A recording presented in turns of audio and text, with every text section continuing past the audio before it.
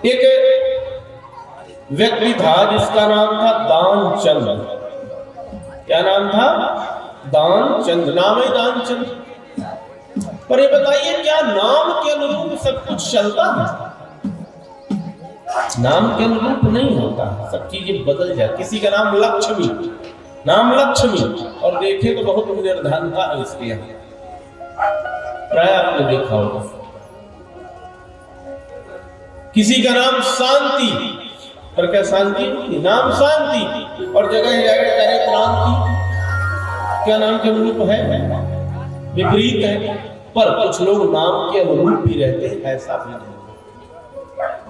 नाम तो इसका था दानचंद, लेकिन ये दानचंद निपट कंजूस था, बहुत बड़ा कंजूस। हमारे यहाँ शास्त्र ने कहा है, आत्मा नाम, गुरु नाम, ज्येष्ठ पुत्र का नाम और अति कृपण का नाम नहीं लेना चाहिए। अपना नाम बार बार नहीं लेना चाहिए, आवश्यकता पड़े तो ले। गुरु नाम, गुरु जी का नाम बार बार नहीं लेना चाहिए। अपने ज्येष्ठ पुत्र का नाम बार बार नहीं लेना चाहिए। पत्नियों को अपने पति का नाम नहीं लेना चाहिए। पहले के समय में बच्चे का नाम लगा के पतियों को बुलाया जाता था। बड़ी मर्यादा होती थी। घर के अंदर आंगन में अगर पति हो तो बच्चे का नाम लगा के इशारे से, या फिर एजी ओजी। अब ना तो बच्चे का नाम लिया जाता है इशारे पे, ना तो एजी ओजी। अब तो सीधे सीधे हो गए। इधर आइए, जो जिनका नाम है रमेश, इधर आओ। ऐसा लगता है पति ने जैसे पोते को बुलाया जा रहा हो, तो बच्चे को इधर। अच्छा, तो इसीलिए आज पूर्व के परिवार में मर्यादा थी। कभी मनमुटाव भी हो जाए ना, कोई वार्तालाप नहीं होती तो 2-4 दिन बोला न बोली रहे, सब ठीक हो जाता है। लेकिन आज बिना बोले कोई नहीं रहता। आज सबसे ज्यादा यदि खतरा हो गया तो दाम्पत्य में सबसे ज्यादा खतरा। क्यों? क्योंकि आज के दोनों दाम्पत्य बोलने वाले हैं, खूब बोलते हैं। वैसे परंपरा क्या है? परंपरा ये है कि पति बोले तो पत्नी ध्यान से सुने, और जब पत्नी बोले तो पति ध्यान से सुने। लेकिन अब इस समय हमारे यहाँ बोलने की पद्धति आ गई, सुनने वाली पद्धति। सब सोचते हैं कि हम बोले, हम सुनाए, हम सुनाए। 10 लोग बैठे तो 4 लोग ऐसे होते कि पूरी सभा को अपनी तरफ खींच लेते, जबरदस्ती। जगह मिले तब घुसो। कुछ लोग ये नहीं देखते कि जगह मिल रही है, जबरदस्ती घुस जाते हैं, अपना सिद्ध करते हैं। बड़े खतरनाक लोग होते हैं ऐसे। तो यहाँ पर दर्शन करें, नाम था दानचंद, लेकिन था बड़ा कंजूस आदमी। ऐसे पड़ोस में कथा हो रही थी, तो पति ने कहा, एक काम करिए, कथा सुनाइए, कुछ दान पुण्य कराइए। देखिए, मैंने प्रसंग में आपको कई बार बताया है कि दान कहाँ कहाँ करना चाहिए, कितने गुना दान की प्राप्ति होती है। शायद आप लोगों को याद हो, नहीं याद है तो बार बार बता देता हूँ, क्योंकि यहाँ सब आप लोग दान आत्मा बैठे हुए हैं। आपके घर में पूजन हुआ, आपने अपने घर के आंगन में दान किया, 1 गुना। आपने घर की गौशाला में दान किया, 2 गुना। किसी ग्राम के श्रेष्ठ मंदिर में जाके आपने दान किया, 3 गुना। किसी श्रेष्ठ नदी के किनारे आपने दान किया, 4 गुना। तीर्थ में जाके आपने दान किया, 5 गुना। 5 गुना, 6 गुना सबसे ज्यादा यज्ञ में, कथा पुराण में। क्यों? इसलिए कि कथा में तीर्थ भी है, कथा में आंगन भी है, कथा में गौशाला भी है, कथा में नदियां भी है। समस्त देवी देवता एक साथ जहां विराजते हो, उसका नाम है कथा। उसका नाम है यज्ञ। ये विराट यज्ञ है, यहाँ भगवान विराजते हैं। और एक भगवान नहीं, पूरा परिकर विराज जाते। ये स्थान नहीं रहा, ये स्थान साक्षात विराट यज्ञ का स्थल हो चुका है। सब कुछ बदल चुका है। आप बदल गए, हम बदल गए, स्थान बदल गया, ऊपर नीचे सब जगह बदल गए। बदला कि नहीं बदला? आपका आभा मंडल बदल गया। शीशा में देख लीजिए, आपका चेहरा ज्यादा दमक रहा। ऐसा टीका चंदन लगाने का अवसर कभी मिलता है? मिल भी जाए तो इतने शांति से बैठने को नहीं मिलता। कितने शांत पूर्वक आप बैठे, दिव्य आभा मंडल खुद आप पहचान सकते। बदला कि नहीं बदला? ये विराट यज्ञ की निशानी है। अच्छा देखिए, आप एक इस व्यवस्था में टीका चंदन क्यों लगाया जाता है? कोई बड़े राजनेता आए तो जिनके पास बिल्ला होता है या पास होता है, उन्हें पास तक पहुंचा दिया जाता है। जिनके पास नहीं है बिल्ला पास, तो आपने देखा होगा यहाँ लगा के रखते हैं, उन्हें पकड़ कर ऐसे फेंक दिया जाता है। चलो हटो, चाहे जितने बड़े हो। कहाँ है पास? अरे भाई, अरे मैं चल निकले यहाँ से। बात समझ में आ रही है? बस जब हम चंदन टीका लगा लेते हैं, यमदूत भी आते हैं तो हाथ लगाने से डरते हैं। जैसे आपका बिल्ला लगा हुआ है, तो पुलिस वाले इतना जल्दी हाथ नहीं लगाएंगे, भैया लगा हुआ है, कोई विशेष आदमी ना हो। एक बार शिकायत करे, पता चले लोग सस्पेंड हो जाए, प्रमोशन से डिमोशन हो जाए। लेकिन ना बिल्ला का पता है और ना कोई पास है। ये देखिए, कोई अधिकार है? बस ये टीका चंदन वही काम करता है। एक अधिकार आपका कि आप सनातनी हैं, आप सत्य के हैं, आप भगवान के भक्त हैं, पहचान दिलाता है। इसलिए हमारे यहाँ टीका का महत्व है। किसी को बच्चे का जन्म होता है, जन्म होते ही कहते भैया इन्हें टीका लगवाओ। लगाते टीका नहीं लगवाते? आप लोग भी अपने बच्चों को टीका जरूर लगवाए होंगे, 3 महीना, 4 महीना, 10 महीना, फिर 2 साल। कोई बीमारी हो गई तो भी टीका। तो टीका रोग भगाता है और ये टीका यमराज को भगाता है। सहसा यमराज इतना जल्दी नहीं पकड़ पाएंगे, इतना ध्यान रखिए। इसलिए हमारे यहाँ परंपरा है, टीका चंदन की परंपरा है। किसी कन्या का विवाह हो गया, उसकी पहचान क्या है? विवाहित और अविवाहित का पहचान क्या है? नाक बदल जाता है कि कान? कुछ बदलता हो तो बताइएगा। कुछ नहीं बदलता। यदि कुछ बदलता है, उसके माथे पर एक सुंदर सा टीका आ जाता है ना? बस टीका लगते ही लोग पहचान गए, माने सिंदूर। ए भैया तुम दूर रहो, सिंदूर लग चुका है। पुरुष के लिए चंदन और रहता स्त्री के लिए सिंदूर। बिना सिंदूर रहित उसकी मांग नहीं होनी चाहिए। ध्यान रखिएगा इस बात। वैसे तो शास्त्र भी कहता है कि भगवान के पास जब जाए तो पूरा श्रृंगार के साथ जाना चाहिए, ऐसा भी नियम है। इसलिए टीका चंदन जरूर आप लगाए। यहाँ भी वही व्यवस्था की गई। यज्ञ की ये पहचान है और वो व्यवस्था बड़ी सुंदर है। घर से भी नहीं लाना, यहाँ तो यही आनंद, सब कुछ यही मिलने वाला। सब कुछ यज्ञ में और भगवान की कृपा में यही फायदा है, सब कुछ यही मिल जाएगा, कहीं कुछ लेने जाने की जरूरत नहीं।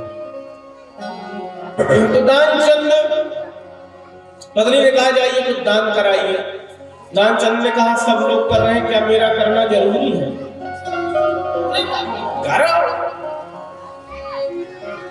पत्नी की बात मानता है पति।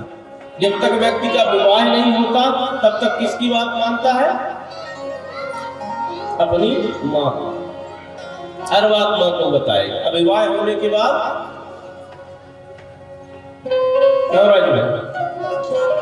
होने के बाद फिर अपनी पत्नी की बात। ये संसार की बात, सब की बात है, कोई इससे बचा नहीं है। ध्यान रखिएगा, हर व्यक्ति के साथ ये होता है। एक व्यक्ति कह रहा था कि मैं शेर हूं, शेर हूं। विवाह हो जाने के बाद लोगों ने पूछा क्यों भैया शेर भैया? अब बोले हूं शेर ही, पर अब इस शेर के ऊपर दुर्गा मैया सवार हो गई। हूं शेर है पर दुर्गा मैया सवार हो गई। अब जब दुर्गा मैया सवार हो गई तो बाकी कुछ कहना क्या है? तो यहाँ पर उसने भी बात मानी, गया संदूक खोला, संदूक में एक सिक्का रखा था, पुराना सिक्का। सिक्के को निकाला और खूब रोया, एक का सिक्का निकाल के खूब रोया। बोला मैं जानता हूं तुम मुझसे बहुत प्रेम करते हो, तुम मुझसे अलग नहीं रह सकते हो, मुझे ये भी पता है, लेकिन क्या करूं, ये जो मेरी पत्नी है बार बार कह रही जाओ दान करो, जाओ दान करो। आज तुम मुझसे दूर हो जाओगे, लेकिन अगर भविष्य बना रहा तो मैं बहुत जल्द तुम्हें फिर प्राप्त कर लूंगा, पर जाओ आज। रोया तो फिर सिक्के को लेकर गया। गर्मी का समय था, वैसे लाइन से लोग दान पुण्य कर रहे, ऐसे मुट्ठी में सिक्का बांधा था, बहुत घबरा रहा था बेचारा। जो व्यक्ति जिंदगी में कभी दान नहीं किया बहुत घबरा था। जो व्यक्ति जिंदगी में जिसका केस नहीं हुआ, पुलिस को देखकर थर थर थर थर कांपने लगता, चाहे जितना बड़ा सूरमा हो, लेकिन कभी जिनका आना जाना ससुराल बना रहता उनके लिए तो कहते ही है कि ज्यादा मुझसे मत करना, अभी परसों ही लौट कर आया फिर चला जाऊंगा। कौन सी उनकी तो आदत स्वभाव में आ गया है, लेकिन जिनकी आदत स्वभाव नहीं उनको बहुत डर लगता है। तो थर थर, कभी दान किया नहीं था तो थर थर थर थर कांप रहा था, शरीर से पसीना। मुट्ठी बांध जैसे पास आया और मुट्ठी खोला, दान करने ही वाला था कि शरीर में पसीना था तो मुट्ठी में भी खूब पसीना, हाँ मुट्ठी बंधा था तो पसीज गया, वो पसीना सिक्के में आ गया। जैसे सिक्के में पसीना देखा तो खूब रोया, बोला ये देखो मैं समझ गया, मैं जितना तुमसे प्रेम करता हूं और ये सत्य होगा कि तुम मुझसे और ज्यादा प्रेम करते हो, मेरे लिए तुम इतना रोए, इतना रोए। अब बस इतना कह के सिक्के के पसीना पोंछा और जेब में डाल दिया, वापस चला है। पत्नी ने कहा कराए दान, जाने लगा काहे का दान, इसलिए मना किया था, गया मैं और जो दान करने ही वाला था कि सिक्का रोने लगा। पत्नी ने कहा इतने लोग दान कर रहे हैं, उनके सिक्के नहीं रोते, बस तुम्हारे ही सिक्के रोए। बोले होगा प्रेम की बात। पत्नी कहा ठीक, तुमसे दान पूर्ण नहीं होगा, एक काम करो गंगा स्नान कराओ, यही कम से कम कल गंगा स्नान। वहां से गंगा ही ज्यादा दूर नहीं थी, केवल 12 किलोमीटर। कितनी थी? 12। कहा ठीक है जाऊंगा, पैदल जाऊंगा। पत्नी ने कहा जैसे पैदल जाओ, गाड़ी पे, गाड़ी भी पैदल, ठीक है पैदल जाओ, जाओ तो ठीक। पत्नी को बुलाया, एक एक बात बताई, यहाँ ऐसे करना है, ऐसे करना है, ऐसे करना है, और दरवाजा बंद रखना है, कोई भी आए 4 आना दान नहीं करना, ध्यान रखना, दरवाजा ही नहीं खोलना। ठीक है चल रहा। हमारे यहाँ परंपरा है कि जब आप तीर्थ में जाएं, कथा में आए तो भगवान का नाम रटते हुए आए, और जब जाएं तब रटते हुए, ये परंपरा है और नियमावली है। क्यों? क्योंकि आज आप कथा होने जा रहे हैं, आज आपके जीवन में कथा मिलने वाली है। जैसे किसी का विवाह होता है तो इतना खुश होता है, विवाह होने के बाद भले दुखित रहे, पर उस दिन भैया उसकी खुशी के ठिकाना नहीं रहे। क्यों मैं इसलिए कह रहा हूँ, इसलिए कि मेरे साथ भी यही हुआ। अभी बड़ा खुश था, लेकिन उसके बाद पता चला कि अरे भैया कहाँ एक आनंद की जिंदगी थी। पर ये भी आनंद की जिंदगी ऐसी कोई बात नहीं है, पर निजी अनुभव भी मैं बता रहा हूँ आपको। बड़ा खुश कि जब आप कथा के लिए चले तो वही प्रसन्नता आपके अंदर होनी चाहिए जो विवाह में थी, बढ़िया सज के धज के। क्यों? अच्छा विवाह में आपको क्यों प्रसन्नता होती है? कन्या को प्रसन्नता होती है कि मेरे प्रिया प्रीतम मिलने वाले हैं, आज से मेरा एक नया संसार शुरू होने जा रहा है, आज से मेरा जीवन आरंभ होने जा रहा है। और पुरुषों को ये लगता है कि आज मेरे जीवन में लक्ष्मी का आगमन हो रहा है, ये भी एक खुशी है। दोनों बातें, वो खुशी बस आज आपको खुशी हो कि आज मेरी जिंदगी के प्रिया प्रीतम से मेल होने जा रहा है, और माध्यम है कथा मंडप। विवाह आप मंडप में ना करें, ऐसे ही विवाह कर ले। अगर ऐसे ही विवाह कर ले तो क्या बात आनंद आएगी। मंडप का अलग महत्व है। कथा ऐसे भी सुनी जा सकती है, हम टीवी में सुन ले, वैसे सुन ले, लेकिन इस कथा का महत्व है क्योंकि आप सड़मुख बैठे हुए हैं। जो विवाह का महत्व मंडप में है, वही कथा का महत्व मंडप में है, सत्संग में है। इसलिए सत्संग वही खुशी हमारे अंदर होना चाहिए कि आज आत्मीय मिलन होने वाला है। आत्मीय मिलन चल पड़ा वो, लेकिन वो गया तो तीर्थ गंगा जी का स्मरण नहीं कर रहा था। मन में सोच रहा था कि मैंने सब कुछ तो बता दिया, कुछ रह तो नहीं गया पत्नी को बताने के लिए। चलते चलते 10 किलोमीटर पहुंच गए, तब याद आई सब कुछ बताया, एक ही बात रह गई। तब रह गई तो रह गई 10 किलोमीटर, 2 किलोमीटर बचा तो गंगा स्नान कर लो फिर आ जाओ, पर नहीं 10 किलोमीटर से वापस आ गए। फिर पैदल पैदल आया, दरवाजा खटखटाया, पत्नी काहे खोली, क्योंकि दानचंद ही कह कर गया था कि दरवाजा मत खोलो। तो पत्नी तो बढ़िया सुबह गई, काहे खोलो। खिड़की की तरफ से गया, जोर से चिल्लाया, अरे दरवाजा तो खोलो। पत्नी ने कहा तुम? बोले हाँ।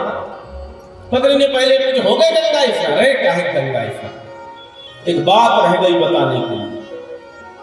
एक बात रह गई बताने, कहां से वापस आ गए? बोले 10 किलोमीटर पहुंच गया था। पत्नी ने कहा जब 10 पहुंच गए थे तो 2 और पहुंच जाते। बोले क्या 2 और पहुंच जाते? एक बहुत जरूरी बात रह गई थी।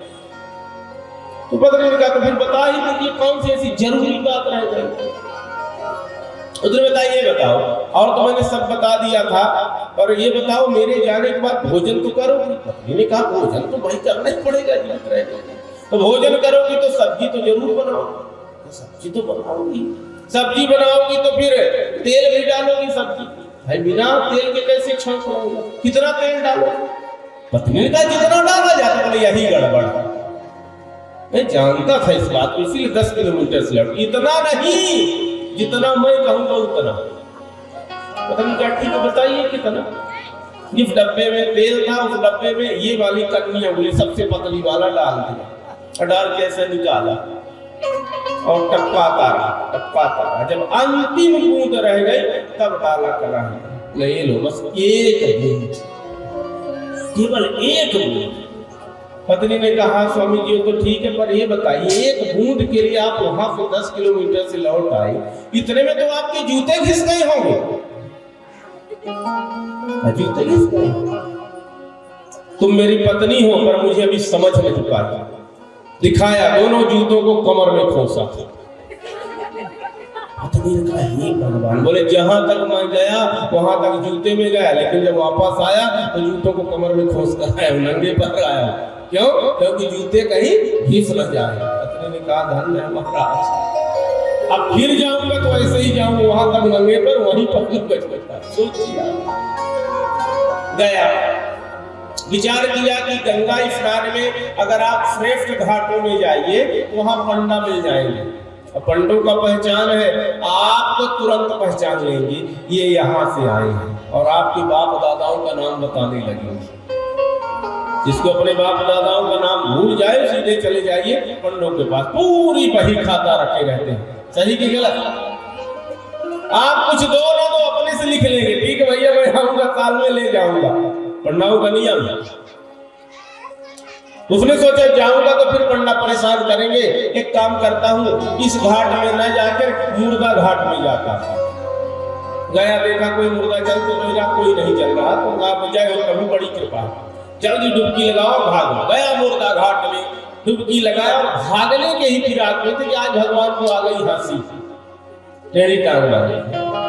भगवान सोई पंडा का रूप बनाकर खड़े हो गए, बोले जय हो जजमान की, जय हो जजमान की। डुबकी लगा के निकल आई, बोले कि यहाँ भी नहीं छोड़े, यहाँ भी आ गए तुम लोग। अरे पंडा जी देखो मैं वो वाला पंडा नहीं हूँ, मैं यही रहता हूँ, कहीं नहीं जाता हूँ, भगवान का भजन करता हूँ। हाँ, मेरे खाने पीने की व्यवस्था भगवान करते हैं, मैं तो केवल भजन करता हूँ। और आप जैसे बड़े दानदाताओं को भेज देते हैं, एक एक साल की व्यवस्था करके चले जाते हैं। इतना सुनते ही दानचंद फिर डुबकी लगा, बोला 1 साल? हाँ अच्छा ठीक है जजमान, ज्यादा लग रहा है तो 6 महीने। अरे ठीक है जजमान, आप 3 महीने। 3 महीने? तो कहा एक जजमान, अब 1 महीना। 1 महीना? अरे उसने कहा भैया तो तुम ही बता दो। बोले 1 दिन नहीं, मेरी तरफ से 1 दिन नहीं। वहां साल में बात चली 1 दिन मिले। अरे उन्होंने कहा ऐसे मेरे को काम नहीं चलेगा। बोले मैं बूटी कौड़ी नहीं देने वाला। ठीक है जजमान, नहीं देना है तो कोई बात नहीं। वस्त्र बाहर रखे थे, पंडा बाबा ने कहा इन्हीं से काम चलाऊंगा, कुछ तो मिलेगा आने दो आने। तो पंडा बाबा उसके दानचंद के वस्त्र लिए पंडा बाबा चलता चल गए। चलो मेरा वस्त्र रख दो। बोले वस्त्र नहीं रखना। ठीक है मैं दूंगा 1 ढेला। उस समय तो सबसे छोटी अन्नी 1 ढेला पर उधारी। पंडा बाबा ने कहा यहाँ तो बहुत लोग उधारी करते हैं, लिखवा दीजिए। और वहीं से लेख पाठ की परंपरा आरंभ हुई। ध्यान रखिएगा, दानचंद लिख दिया 1 ढेला। विचार किया, चल के आया। इसीलिए मैं नहीं जाता हूँ, बहुत परेशान करते हैं लोग। 1 ढेले में पर मन में बड़ा खुशी हुआ कि पंडा को मैंने ठग लिया। अरे भाई वहां से आने में किराया लग जाएगा 4 ढेला, और 1 ढेले के लिए काहे के लिए खाए गए? कभी नहीं। बड़ा खुश हुआ, आया। पत्नी ने कहा कराएगा का इशारा? अरे कराएगा, पर अब नहीं जाएंगे, बहुत परेशान करती हूँ। ठीक है, दरवाजा बंद हुआ। पत्नी से बातें कर ही रहा था कि उसी समय पंडा बाबा पहुंच आके बैठा ही था कि पंडा बाबा दरवाजा खटखटाए। पत्नी दरवाजा कहिए महाराज कौन है? नहीं मैं पंडा बाबा हूँ और आपके पतिदेव अभी अभी वहां कुछ दान करके आए, सो वही मैं लेने के लिए आया। पत्नी गई, पत्नी ने कहा आप वहां कुछ उधारी करके आए? पंडा ने कहा हाँ उधारी करके आया हूँ, पर चुकाना कभी नहीं पड़ेगा। क्यों? अरे दानचंद ने कहा ऐसा मैंने दिया 1 ढेला, 1 ढेला लेने कौन आएगा उतनी दूर से? पत्नी ने कहा पंडा बाबा दरवाजे पर खड़ी है। ना आ गया 1 ढेला नहीं आ गया, अभी आ गया दरवाजे पर खड़ी। जाओ कह दो कि दानचंद का स्वास्थ्य ठीक नहीं, क्या बता दो।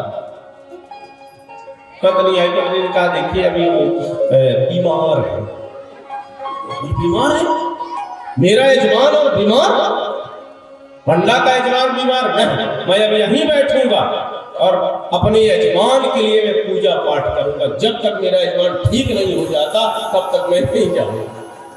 जाओ ये कह दीजिए। पंडित बाबा तो और बड़े पंडित बाबा।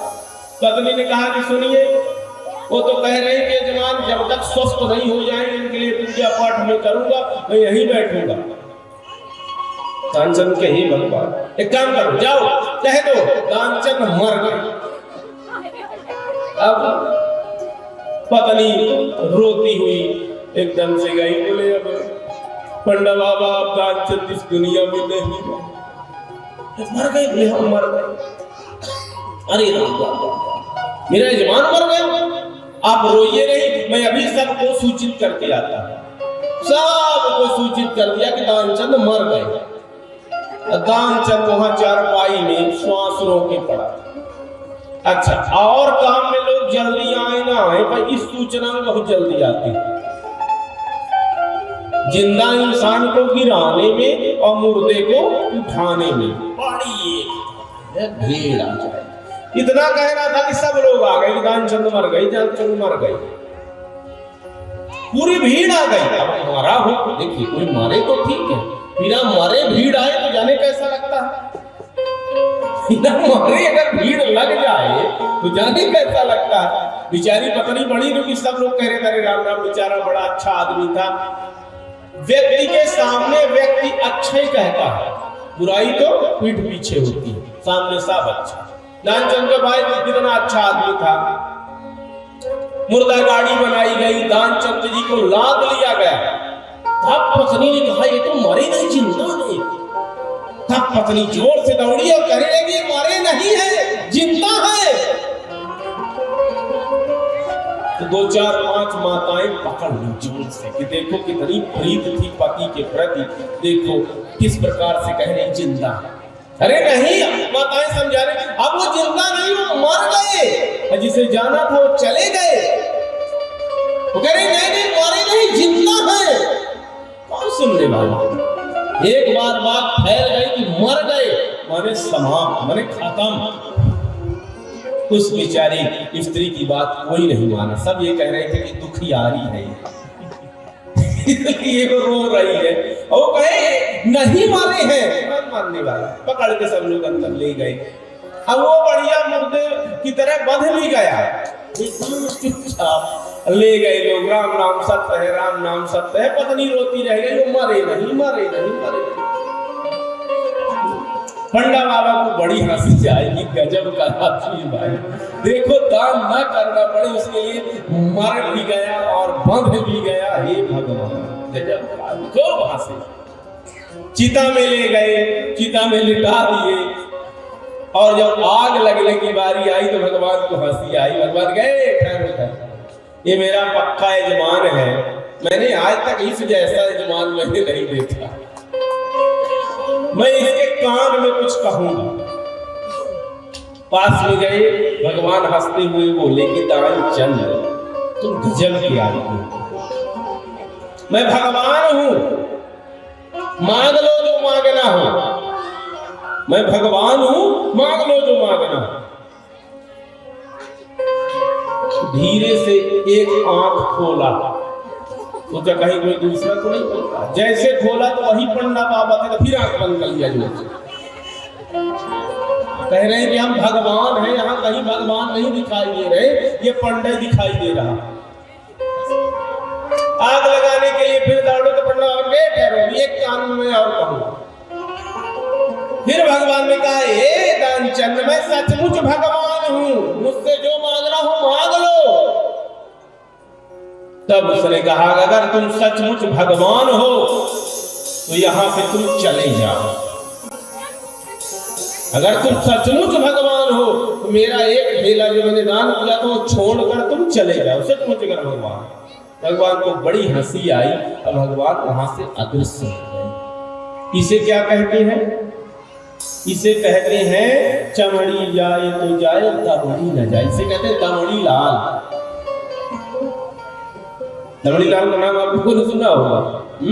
इसी को कहते हैं मक्खी चूस। मक्खी चूस का मतलब आप लोग समझ रहे हैं क्या होता है?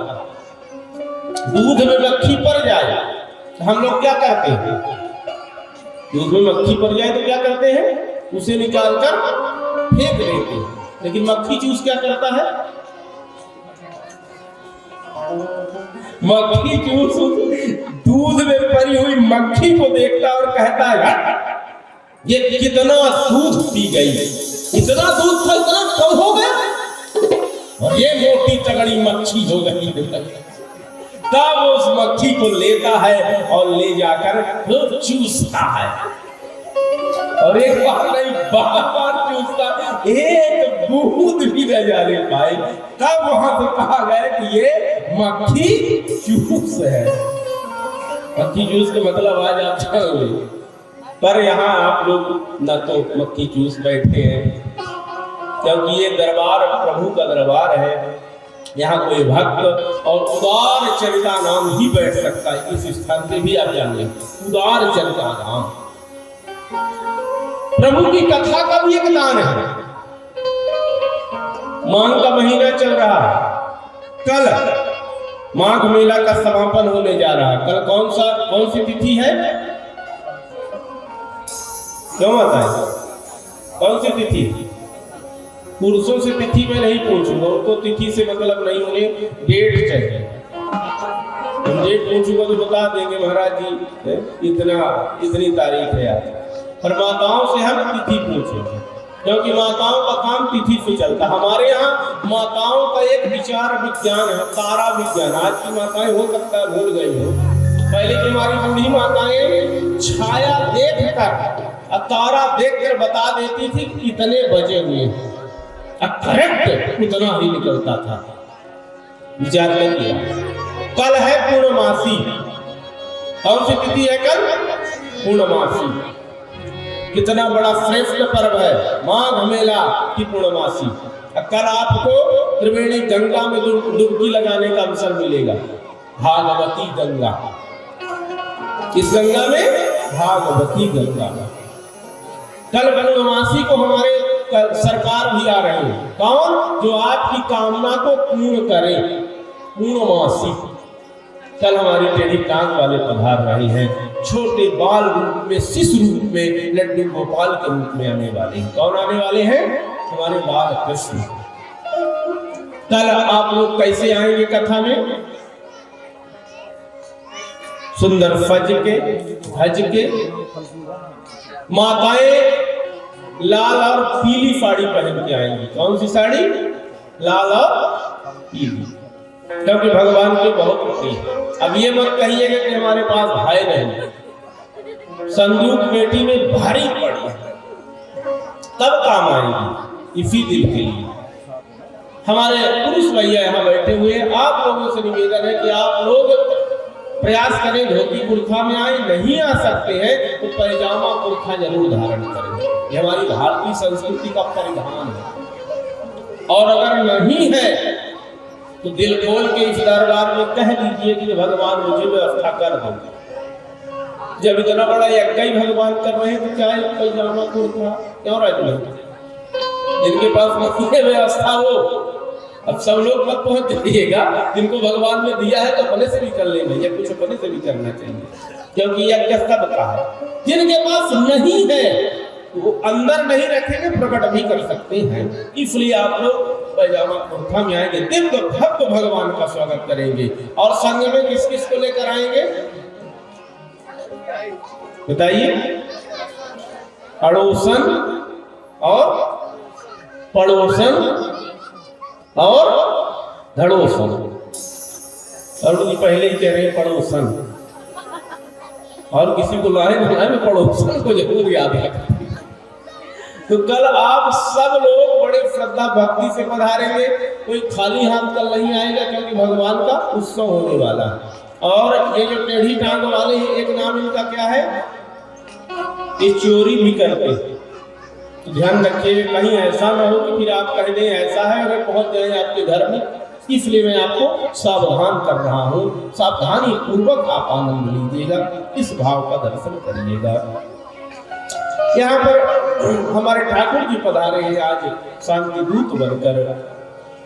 एक निर्णय भगवान ने दिया है, लेकिन वो निर्णय ज्यादा समझ में नहीं आया दुर्योधन के।